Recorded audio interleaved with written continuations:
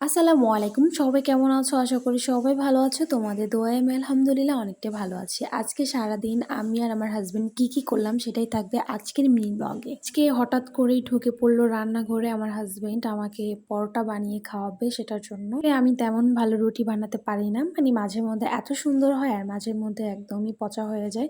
তো এজন্য আমার রুটিবেলা দেখে আমার হাসব্যান্ড আমাকে রুটি বানায় দিল। তারপর ওর রুটিবেলা দেখে আমি তো হাসতে হাসতে শেষ যে একদম মানচিত্রের মতো বানায় ফেলছে। ওইটার ভিডিও ক্লিপটা নেওয়া হয়নি। দেন এই তো ফাইনাল লুক রুটি আর ডিম ভাজার। পরোটা ভাজছে একটু হয়নি, কাঁচা কাঁচা ছিল, ওইটাই আমরা খাইছি।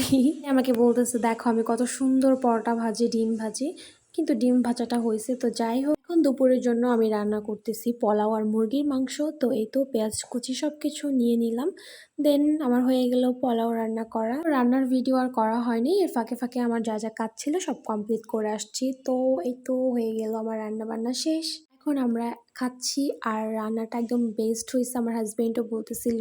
আর আমি নিজের রান্নার নিজেই প্রশংসা করতেছিলাম, একদম পারফেক্ট ছিল। তারপর বিকালের দিকে বানালাম আমার নিজের হাতে মোমো ফার্স্ট টাইম। আমার কিন্তু মোমো খেতে অনেক বেশি ভালো লাগে, বলা যায় এক কথা আমার খুবই খুবই পছন্দ একটা খাবার।